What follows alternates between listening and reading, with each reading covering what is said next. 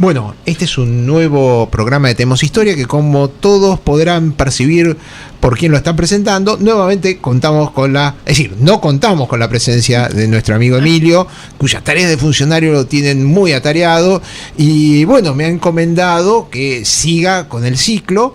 Que les recuerdo a todos que los que quieran mandarnos acotaciones, correcciones, consejos, lo pueden hacer al mail de programa tenemoshistoria@gmail.com, y si no, lo pueden hacer a Olmo Ediciones, que también tienen el nexo con este mail, y podrán ver ahí las grabaciones de los varios años. La verdad que ya perdí la cuenta si son 3, 4, 5 años, varios años, sí, acá me hace enseñar que son muchos años, de las grabaciones de YouTube en este programa de Tenemos Historia. Y hoy es un programa muy especial. No solamente es un programa muy especial por el afecto que le tengo, sino porque aquellos que van a ver programas verán que no es el sitio habitual en donde solemos grabar los programas de Tenemos Historia, y hoy contamos con la presencia, o mejor dicho, ella cuenta con la presencia de Tenemos Historia, de Malú Kikuchi. Malú es una querida amiga.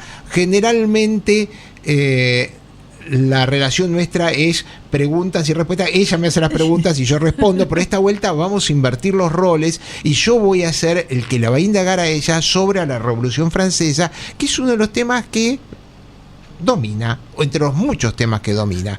Ella generalmente solemos entrevistarnos en su programa La Dama y el Bárbaro, y hoy yo vengo a ser de bárbaro, no de Julio, sino de bárbaro, de salvaje.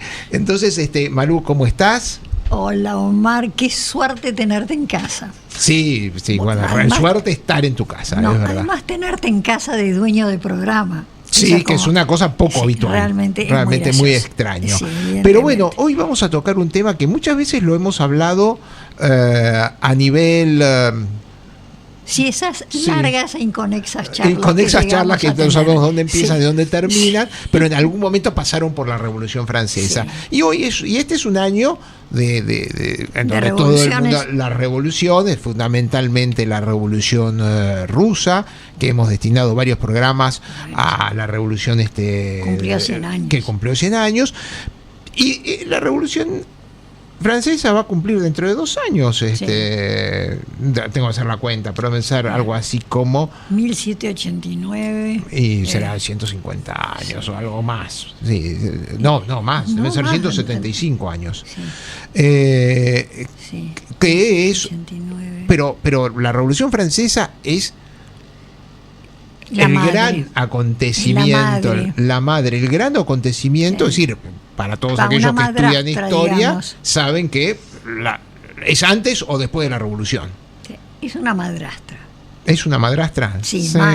Mala, como la de Blancanieves, como la de Cenicienta. Vos sabés que la explicación de las madrastras, por qué las madrastras son malas, tiene una explicación sociológica, y que fue más o menos, está correlacionado con la Revolución. Si tienen un minuto se lo cuento. Por favor. Porque resulta que, claro, en ese momento había mucha mortalidad perinatal, morían las madres de parto. Entonces, se morían de fiebre uterina porque los médicos no se lavaban las manos. No, pero eso ya desde antes, ni siquiera había médicos acá, ¿viste? Parían, y si te moriste, morís, ya está. Resulta que entonces, claro, los campesinos franceses, el minifundio francés, como dirían los soviets después, el minifundio francés, claro, se basaba en tener hijos para poder trabajar. Entonces, si no tenía hijos para poder trabajar, la granja no le daba. Entonces, generalmente tenían hijos con una pareja y después se volvían a casar para seguir teniendo hijos.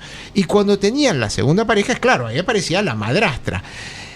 Como el minifundio, cuando andaba todo bien, había para que todos comiesen, pero cuando el año no era bueno, sequía, frío, lo que fuera, que es un poco también el desencadenante de la Revolución Francesa, obvio, la madre tenía que elegir a quién le daba de comer y quién no le daba de comer. Y por supuesto, la madrastra elegía a los propios, y los de la otra tenían que salir a arreglársela como podían. Entonces de ahí viene la historia de la madrastra como mala, porque en el momento cuando tenía que decidir, lógicamente iba a decidir por sus hijos y no por claro, por uno tira los genes, sí, y no por los hijos de la otra. Entonces sí, qué buena explicación. Es una explicación, y esto está relacionado con los problemas socioeconómicos que desembocan en la Revolución Francesa.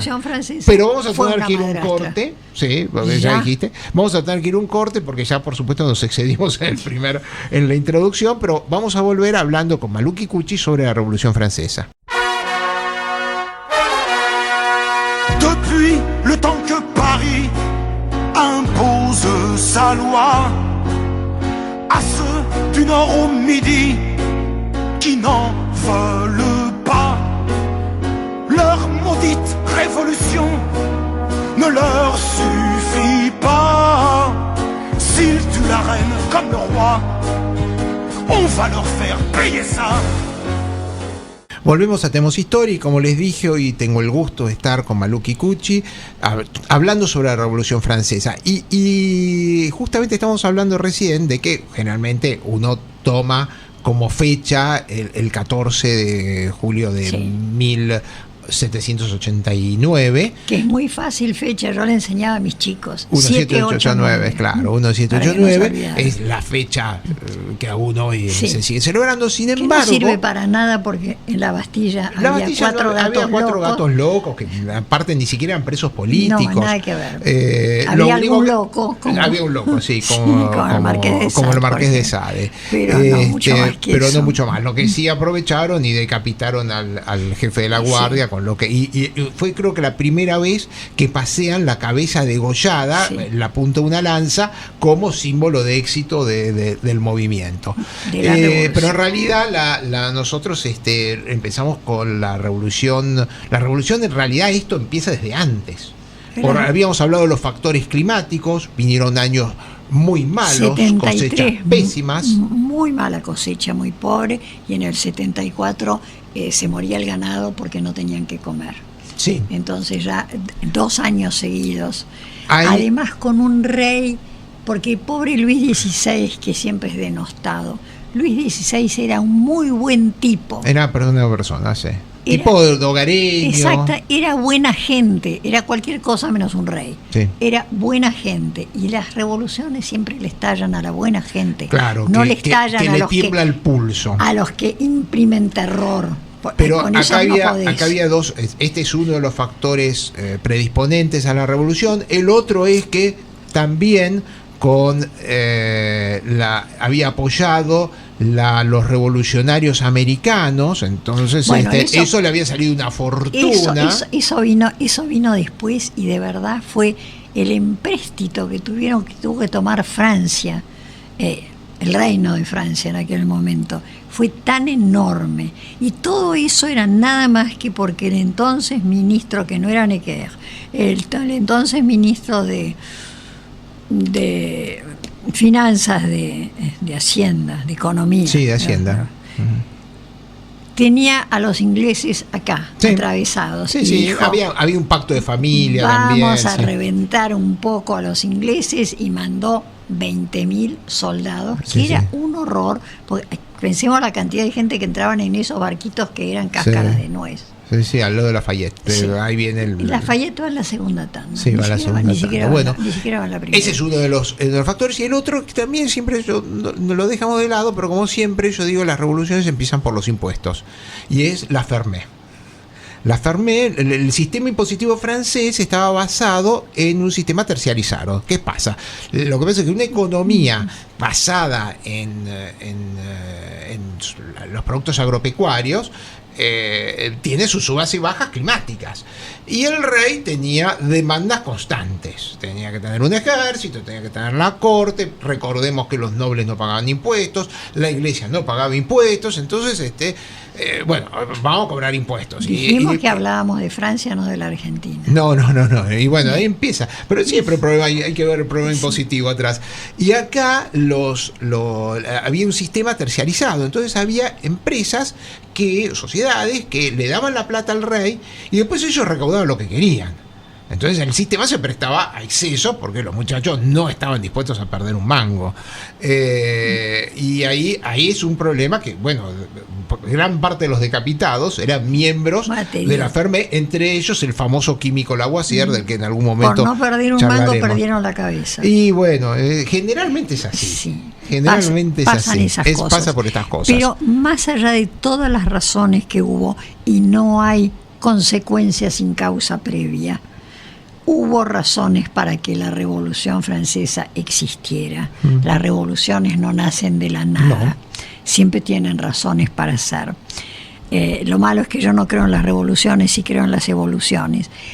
El problema es que fue una revolución delirante, sí, totalmente delirante, que no tenía, más allá de tener razones para existir, no tenía razones para hacer lo que hizo, a tal punto que puso a la diosa razón en las iglesias, lo cual me pareció ya también un poco exagerado, y no estoy defendiendo estatuas pintadas. L'être suprême, nada por el estilo.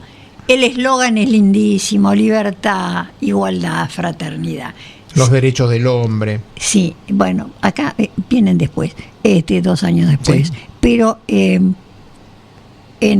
Liberté, Égalité, Fraternité se olvidaron de una cosa chiquitita.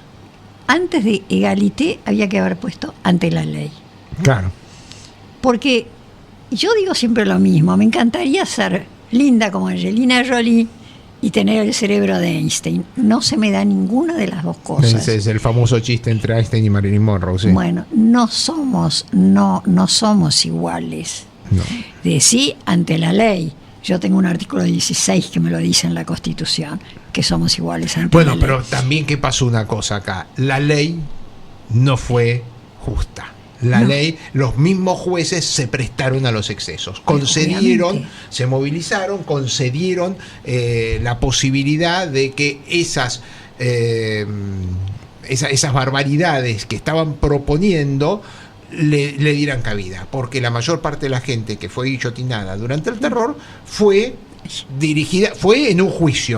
en un juicio público, con lo que había influencias de la gente que lo rodeaba, y sobre todo influencias por el poder. Omar, el poder judicial en todas partes del mundo, no solamente en la Argentina o en la Francia de la Revolución, después de los perfumistas que tienen las narices mejor cotizadas del planeta, siguen los del poder judicial. En todas partes. Fíjate que a nosotros nos suena el despertador electoral y todos los jueces se ponen de golpe a revisar las causas que tenían guardadas. A sacar del quinto cajón del subsuelo una causa.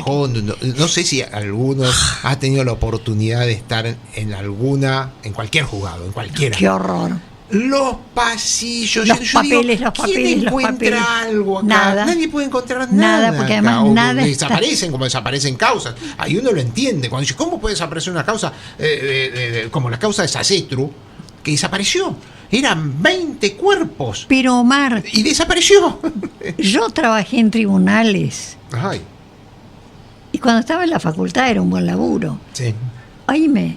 Cosiendo. Uh-huh. Todavía hoy se cosen y son tan viejos de cerebro que no tienen hojas, tienen fojas. Sí. Todavía no reemplazaron la F por la H. Como ven, nos hemos ido a cualquier lado. Estamos hablando de la revolución. Pero no, lo que a mí, pero es verdad, es que todas estas cosas son las que de una u otra, es decir, uno lo ve en la historia, uno lo ve en la historia y dice, no, esto fue, no fue, sigue siendo de una forma u otra, y de una forma u otra la experiencia de la revolución sigue estando presente todos los días de nuestra vida. Yo siempre digo, la Revolución Francesa es el acontecimiento más digno de ser leído y estudiado para entender cómo es la capacidad humana, cómo es la condición humana. Pero ahí lo que tenés que hacer, ya que podemos recomendarle a los oyentes y después a los televidentes, que lean el libro de Luis Herrera, son 2 tomos. Hay que irse al Uruguay, comprarlo en el Congreso, porque solamente se vende en el Congreso, y realmente claro, el historiador uruguayo, es sí, lo el conozco. libro más extraordinario sobre la Revolución Francesa, porque estoy harta de que todo el mundo diga, la Revolución Francesa fue un horror. Fue un horror. Bueno, eso es un poco lo que nos acaba me de decir parece que cortemos. que queremos hacer. Bueno, sí, yo tenía la versión de Lamartine, que realmente la historia de los girondinos. Bueno, vamos a un corte y volvemos hablando. Trataremos de hablar de la Revolución Francesa. Sí, de los girondinos y de los jacobinos, dale. Nous abattrons Robespierre, l'odieux tyran, roulant ce loup sanguinaire dans son propre sang. Je dis que la République n'en a plus pour longtemps. Nous ramènerons la foi, nous serons un nouveau roi.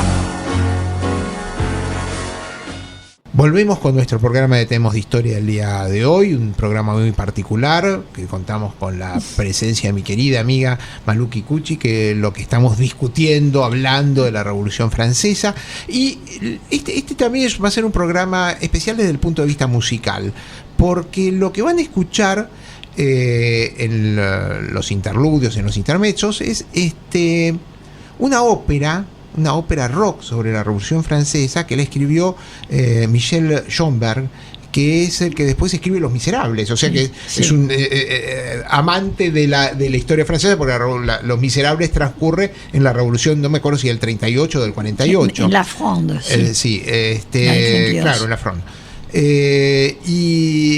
Y realmente esta ópera, está en francés, pero para aquellos que no entiendan, de todas maneras la música es muy bonita.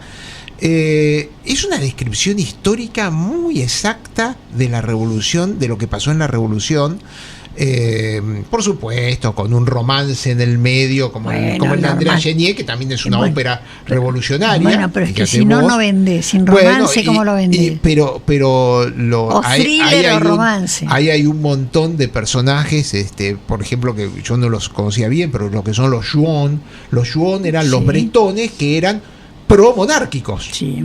¿No? Es una palabra que se escribe C-H-O-U-N-S. Sí.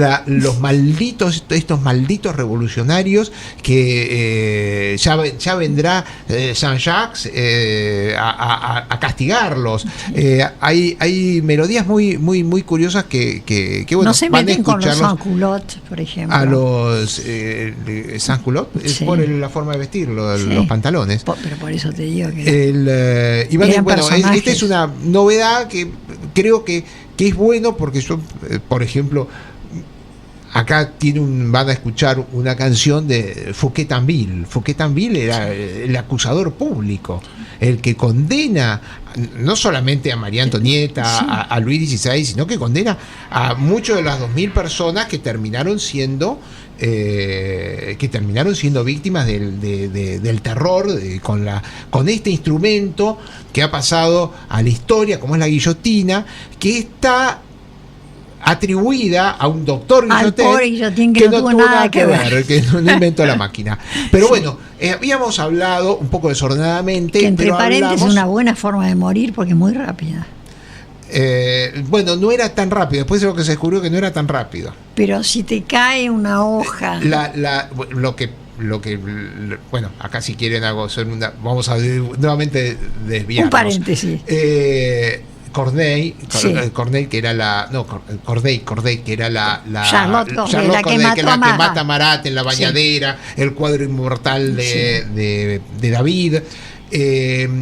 Porque ella era girondina y Marat estaba decidida a matar a todos los girondinos. Era un jacobino extremo que después el papel lo toma Robespierre, el insobornable, ¿no? El incorruptible. Maximiliano. Corday sigue gesticulando después de muerta.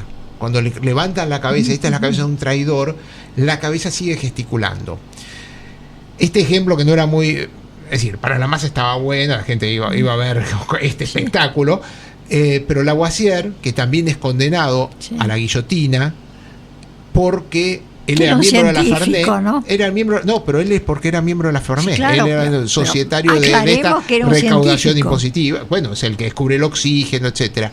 Bueno, Lavoisier, que le pide, cuando lo condenan, le pide al juez que le otorgue unos días más porque está haciendo un experimento. Sí. Y ahí es la famosa frase, la revolución de pas besoin de sage, la revolución no necesita sabios.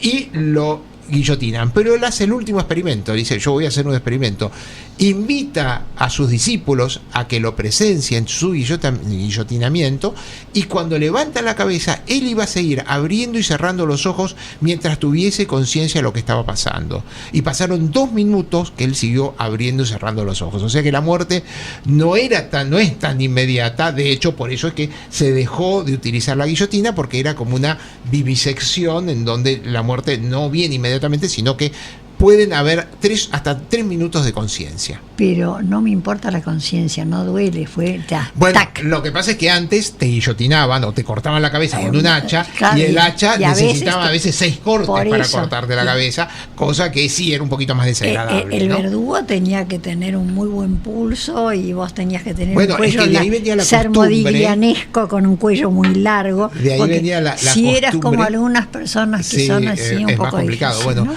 ¿no? De ahí viene la costumbre, y se siguió, de que mucha gente, muchos militares, etcétera, le daban plata al verdugo, claro, y aun cuando lo iban a ejecutar. Y acá en la justicia, acá en las guerras civiles argentinas, cuando lo degollaban, generalmente llevaban unas monedas de oro para darle al verdugo, y que la muerte no fuese tan prolongada. Es una costumbre que subsistió aún con los fusilamientos, pidiendo que no me fusilen en la cara, fusílenme en el cuerpo. Por algo existe el tiro de gracia. Bueno, el tiro de gracia, porque muchas veces sí, y aparte muchas veces los que fusilaban no estaban a favor de, muchas veces había una cosa de conciencia, entonces muchos no disparaban, claro, o disparaban mal, había que revisar el arma del que había disparado, porque los condenaban a eso, será la única forma y si no disparaban, sin apuntar. Pero bueno, como si vieron, nos desviamos. Pero yo vuelvo a mi Revolución Francesa, que no es mía, abomino de ella. Esta revolución que tiene tan buena prensa, empieza oficialmente el 14 de julio de 1789, con una tontería que es abrir una cárcel donde había 4 locos, un loco y 4 presos más, ningún preso político. A partir de ese momento empieza una escalada en el disparate más total y absoluto, donde por suerte se mataban los unos a los otros, no era una cosa escalonada. Existía un tipo como Danton, que era un tipo simpatiquísimo, entre paréntesis. Georges Danton era un tipo realmente simpático. Es más, cuando lo iban a degollar, lo iban a guillotinar, le dijo a su verdugo: muestre mi cabeza después porque vale la pena verla. Claro. Era un tipo muy fornido. Lo mataron a los 35 años. Luego viene Robespierre, que es el incorruptible, una especie de doctor Francia en Paraguay, ¿no? Claro, una especie de doctor Francia en Paraguay. La figura de Mariano Moreno, discutida. No, pero Mariano Moreno es casado con un niño, enamorado de su Guadalupe Cuenca. Claro. Robespierre es así, y Francia aparte, es así. Robespierre se había hecho famoso porque él, como abogado, negaba la pena de muerte. Además. Negaba la pena de muerte. Y después, cuando se hace del poder, hace exceso de pena de muerte. Sí, hasta que lo matan a él, obviamente, pero ya tenía como 36 años, o sea que ya era un hombre grande. Ahora, todo esto, toda esta cosa demencial, donde se mataba a la gente porque sí, honestamente. Por ideología. Porque sí. Porque se le ocurría pensar, o porque alguien decidía que era un aristócrata y pensaba mal, va desde el 14 de julio de 1789 hasta el primer golpe de Estado que establece el directorio en el año 95. Duró 6 años. 6 años. El directorio es otro disparate mucho más grande que el anterior, pero no mataba gente, por lo menos. Sí. Es decir, tenían una asamblea enorme de 500 personas.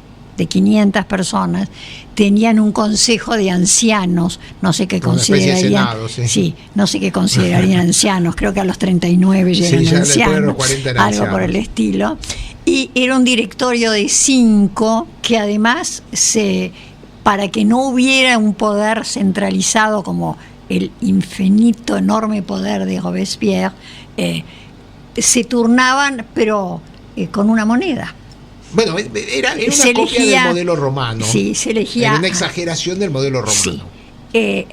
Y a eso le sigue, 4 años después, el golpe de Estado de la historia, el 18 Brumario. El 18 Brumario. Parece que me están diciendo que tenés que cortar. Bueno, vamos un corte y volveremos hablando con Malú Kikuchi de la Revolución Francesa.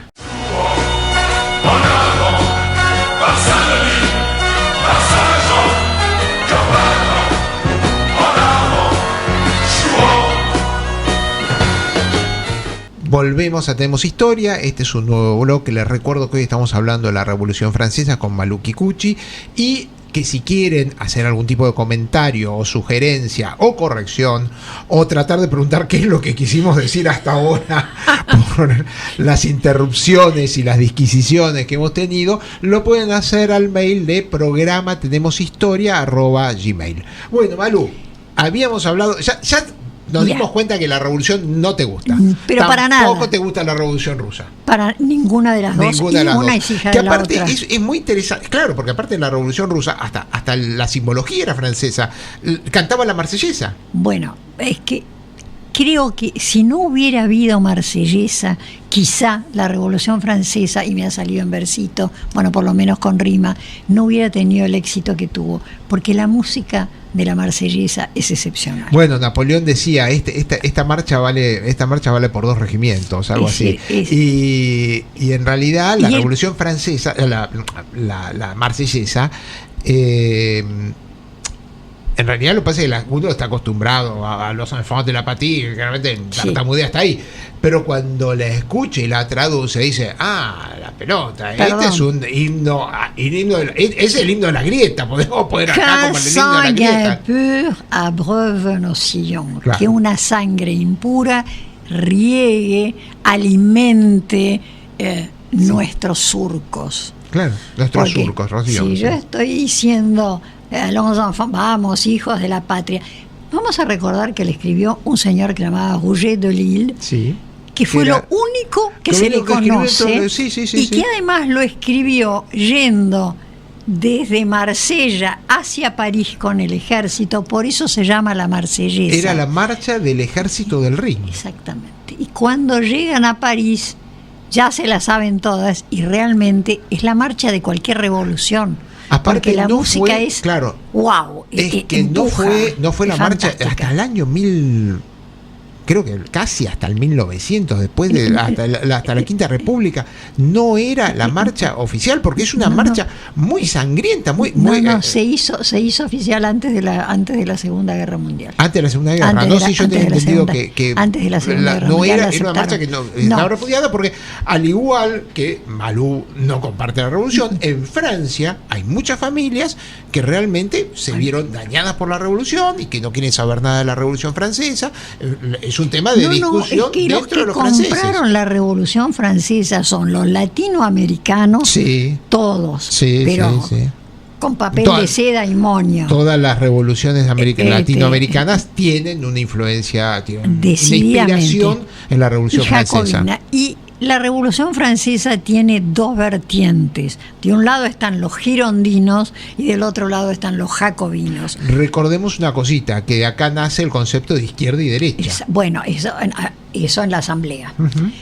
Que todavía repetimos, y eso fue en 1780 y algo, antes de la Revolución, porque los aristócratas se sentaron a la derecha y con los grandes burgueses.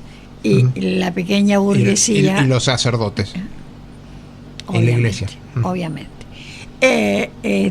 O sea, los que tenían plata a la derecha, los que no la tenían Los que no a la pagaban izquierda. impuestos. Sí. Era así. Lo Perdón que esté un poco No, monotemático con el tema de me impuestos. da la sensación de que estás pagando he muchos visto mi impuestos. liquidación de este año y por eso estoy pensando. No, a mí me llamó una hija horrorizada de lo que se le sacaban por mes. Por eso. Dando alaridos, pero no sabes lo que era, a tal punto que vino el jefe a decirle, ¿qué te pasa? ¿Qué te pasa? Entonces me dijo, Pues. cuelgo, le pregunto y después te explico. Entonces me dice, Bueno. no, como ya no tengo hijos a cargo. Bueno, no, entre paréntesis, los girondinos querían respetar la vida del rey, hacer Sí, las cosas quería hacer razonablemente, hacer una evolución. Un modelo inglés. Querían copiar el modelo Exactamente. inglés. Una monarquía Una constitucional monarquía con un constitucional. parlamento. Claro, con la diferencia que aquellos empezaron en 1215 con la Carta Magna, que no llegaba Bueno, a ser pero que una realmente lo constitución. instaura es Cromwell en Sin 1650. lugar a dudas, cuando cierra el Parlamento. Cuando cierra, bueno, lo que pasa es que como miembro del Parlamento puede terminar, como miembro del Parlamento puede For elevarse rent, contra el rey. para sí. alquiler. Porque el primer rey muerto Bueno, es la Carlos Revolución I. Gloriosa, Claro. ¿qué va a decir Rivas? Nuestro amigo Rivas. No, eso ya es 1688 y es la carta de Locke de la tolerancia y todo lo demás. Pero empieza destilado en Cromwell. Sí, que tampoco ama a Rivas la Revolución Francesa. Empieza todos los programas denostando a la Revolución Francesa. Pero esta revolución que nos compramos los latinoamericanos, así, a ojos cerrados, que se compró la mitad de Europa que no le tuvo miedo a la revolución, porque también se cantaban de hambre. Los que tenían hambre querían la revolución, los que no tenían hambre aborrecían la revolución. Duró 6 años, por favor. Después viene el directorio, del directorio paso en el año 99, a 10 años de la revolución, paso al triunvirato. El triunvirato lo conforman un general que fue general a los 24 años, porque estaba en un lugar que se llamaba Toulon, que no estaban los ingleses, y se lo tomó a los ingleses. Y él era, para entonces, un lieutenant, un teniente primero, digamos. Sí. Y pasó derecho viejo a general. Y Nunca, no le tembló el pulso jamás. señalar, apuntar los cañones a la masa en Porque en la Rue Saint-Honoré. Sí. No tuvo ningún problema en disparar los cañones contra la masa que estaba amenazando el directorio de ese momento. Exactamente. Nunca apoyó la revolución. No. Aprovechó la revolución para irse a Italia, le fue muy bien en Italia, a los italianos no. Se fue a Egipto, como los franceses no saben, ya estoy seguro que la embajada se va a molestar, pero los franceses no saben geografía, salvo la francesa. Llevó a su gente vestida igual a Egipto que a Rusia, lo cual le hace escribir Pero muchos era muy años. elegante, era más elegante. No, pero muchos años después en las memorias de Santa ese Elena. es un tema que, si me permitís una Sí. pequeña acotación, porque uno eso está viendo decir, ¿por qué Napoleón se va a Egipto? ¿Qué era?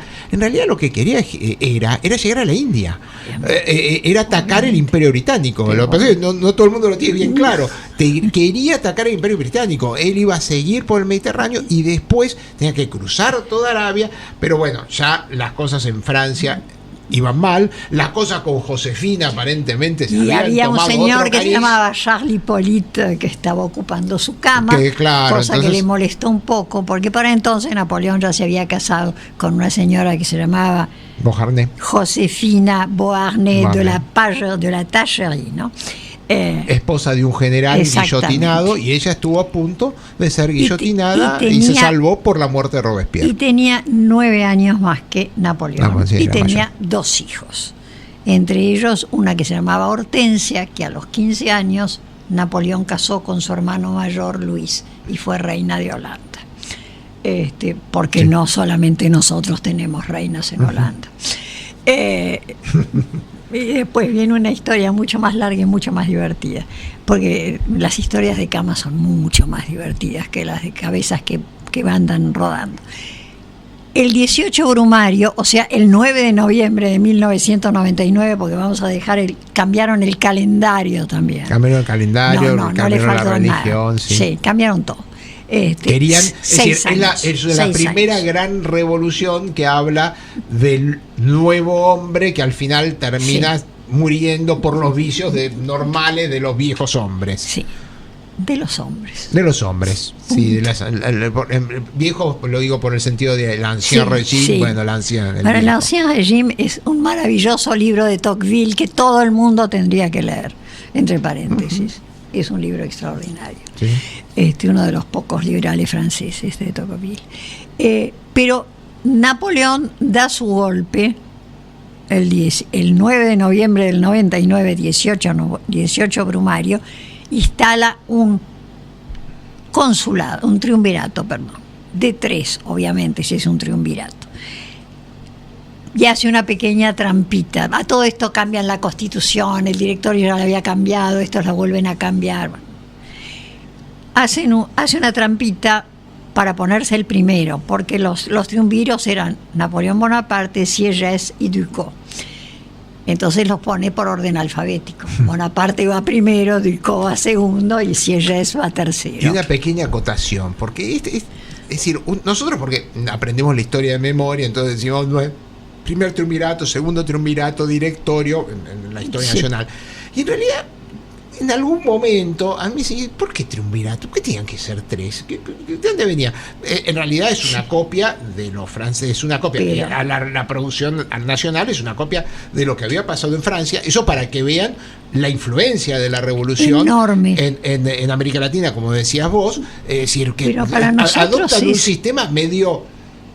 ¿Cómo te puedo decir? Es medio loco cuando uno ve un totalmente loco. No tiene mucho gollete. No. Y después el directorio, que era lo contrario del triunvirato, en el sentido de que concentramos el poder en toda una persona. Y eso es lo que... Empezamos con una primera junta, después hicimos la junta grande que viene a ser el directorio de los franceses. Sí, o la asamblea. Bueno, la asamblea tenía un fin constituyente, porque nos olvidamos que la asamblea constituyente del año 13, ¿no? Sí, que nunca la dictó.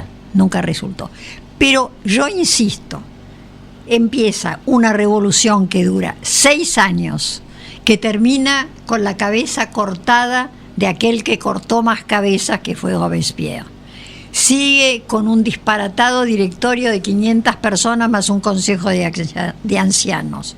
Todo eso antes de los 10 años. Termina los 10 años con un triunvirato donde cada vez Napoleón se hace más fuerte. Llego a 1804 y Napoleón es emperador.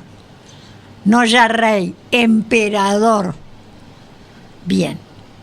Cae Napoleón. Bueno, primera caída de Napoleón, lo mandan a la isla de Elba, sigue siendo emperador, etcétera, pero está en la isla de Elba.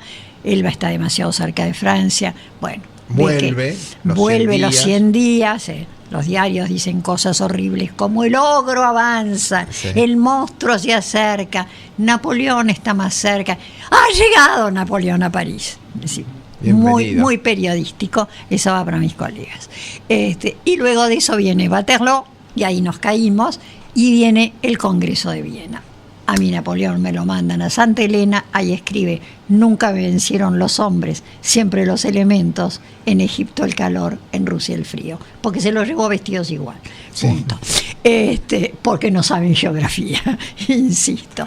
Ahora, si después de eso, del imperio, viene Luis XVIII, hermano de Luis XVI, dejamos libre Luis XVII, el delfín, hijo de Luis XVI, que muere, del que vamos a hablar en algún momento. Obviamente, porque oficialmente murió en el 95. Pero hay tantas historias alrededor de Luis XVII. Nosotros estamos convencidos de que fundó La Plata. Sí, no, es el padre el que fundó La Plata. ¿Cómo se llama? Después de Luis XVIII, que era un rey liberal, cosa rara, viene Carlos X, que también era hermano de Luis XVI y de Luis XVIII, que creía que no había pasado ni siquiera la Revolución Francesa y tenía el cerebro totalmente achicado.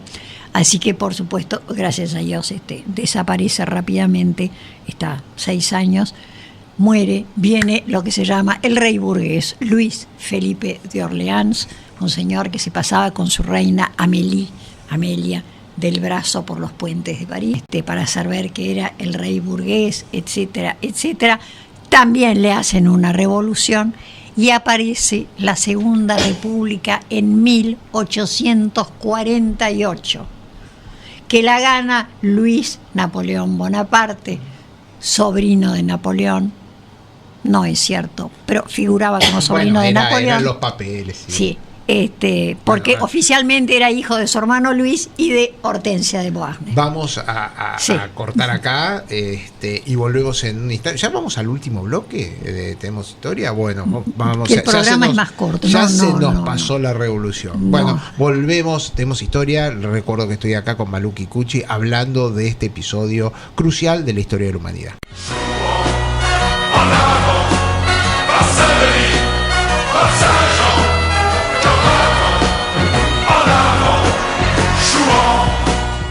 El último bloque de Tenemos Historia, esta tarde la hemos pasado con Malú Kikuchi hablando de la Revolución Francesa. Nadie puede criticar el último bloque, fue lo más ordenadito posible, hicimos un repaso de los acontecimientos. 6 años. No, sí. 6 años. Después de eso tuvimos de todo, desde un imperio a 3 reinos, después una república que duró 2 años escasísimos. Otro imperio y recién tenemos república después de 1870. Entonces, que alguien me explique cuál es el gran éxito de la Revolución Francesa. Haber engendrado la Revolución Rusa. Lo que hizo aparte, generó otra serie de revoluciones, aún en Francia, en América Latina, como bien han dicho, siempre es el arquetipo de todas las revoluciones. Uno por eso la tiene que tener en mente, la tiene que saber, porque cabezas rodando. Estas reacciones, siempre hay un jacobino, siempre hay un girondino, siempre aparece un Robespierre más o menos violento, más o menos virtuoso, pero por eso yo siempre digo, esto es una compendio de las conductas humanas. Un compendio de las conductas humanas. Y lo que tiene la revolución es esta secuela que deja, que es una herida abierta aún dentro de los franceses. Cuando uno lo habla, muchos franceses, esto sigue siendo un tema de debate. Cuando uno dice, acá estamos discutiendo sobre todo unitarios y federales. Bueno, no, los franceses discuten de la Revolución Francesa. Un poco menos, y yo no conozco enamorados de Robespierre, por ejemplo. No sé. Siempre hay algún. Tenés enamorados de De Gaulle, pero no tenés enamorados de enamorado de Napoleón también. De Napoleón sí, porque nunca Francia fue tan grande. Y nunca tantas madres lloraron. Sus hijos muertos, nunca robaron tantos cuadros, nunca pudieron hacer el Louvre por él, ¿viste? Hay un montón de cosas. Hay un detalle muy interesante, ya que estamos hablando de Napoleón, que y siempre no me canso de recomendarlo, es un libro magnífico y que lo cito bastante en el próximo libro que voy a sacar sobre el tema, que es la intención especialmente de Lord Cochrane en Chile, de traerlo a Napoleón como emperador de América Latina. Una campaña que Emilio Campo ha escrito un libro magnífico al respecto, y que para que vean ese tipo, fantástico. Me encantó. Y aparte, para que vean, fíjate vos, a ese punto estábamos subyugados, que iba a traer un emperador francés para gobernar a las colonias españolas que se acababan de emancipar o que se estaban emancipando. Bueno, alguna vez llevaron un rey francés a España, o sea, esas cosas sucedían. En realidad, sí, un rey holandés a Inglaterra. Bueno, siempre cuestan guerras, entonces ahí sí. Pero que nunca aprendió a hablar inglés, además. Sí, el William de Orange nunca cantó, nunca habló inglés. Sí. Esas cosas suceden. Y Bolivia, yo conocí un encantador presidente que hablaba castellano, pero tan mal como no te puedes imaginar, porque fuimos educados en Estados Unidos. ¿Qué quiero que le haga? Claro. Me cuesta mucho cantar el himno. Gonzalo Sánchez de Lozada. Sí, mira vos. El Goni era una cosa. Su padre se exilió cuando tenía 3 años y volvió para ser ministro de Economía de su país, de los 9 departamentos que tiene Bolivia. Había sido declarado persona no grata en 9. No te queda mucho espacio. Esas cosas pasan. Les voy a hacer un comentario que seguro te va a interesar, porque la gente no lo conoce. Aparte voy a aprovechar que no está Emilio, porque Emilio no me deja hablar de cementerios, pero le voy a hablar vos sabés que hay un cementerio en París, para el que vaya, búsquelo, porque no hay muchos, donde están enterrados todas las personas guillotinadas. Incluso, sí, se llama el cementerio de Picpus, está atrás, más o menos, para que yo diga, atrás del hospital de Rothschild. Sí. Es una casa, no, es una plaza que no da hay una plaza, hay que abrir una puerta para entrar a un espacio que es una plaza. Después hay una iglesia en donde están todos los nombres de las personas guillotinadas o de la nobleza de Francia. ¿En qué barrio? ¿En qué quartier? La verdad que no me acuerdo en este momento, siempre tengo que llevar, no tengo la dirección. Pero bueno, el cementerio de Picpus lo buscan así. Tiene la característica, ahí está enterrado Lafayette. Y fíjate vos que es tan raro este cementerio, tan poco visitado. Con los guillotinados? Porque por la esposa, por Noailles, fue guillotinada, entonces la esposa de Lafayette fue guillotinada y por eso él está enterrado ahí. Que los americanos pusieron de tiempo inmemorial una bandera americana, honrándolo a Lafayette. Lafayette no fue así. Mientras que estuvo ocupada París por los nazis, la bandera americana siguió ondeando sobre París, porque los alemanes no sabían que estaba este cementerio. No sabían que existía el cementerio de Picpus y que había una bandera americana.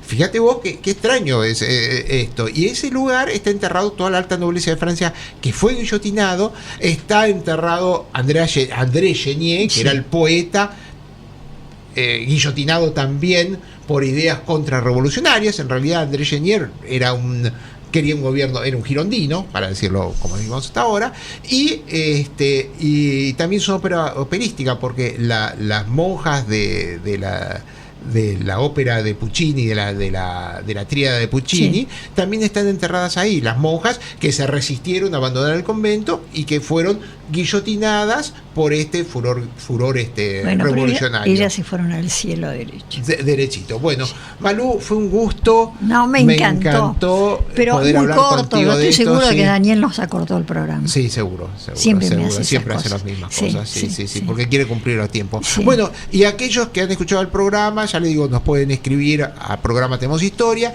y espero que hayan disfrutado la música, porque este va a ser uno de los pocos programas en donde la música está condicionada al tema que hablamos. Casi protagonista, y si se enojan con Omar. Bueno, Malú, ha sido un gusto, un beso enorme. Placer enorme. Bueno, y vamos a estar con ustedes la próxima semana.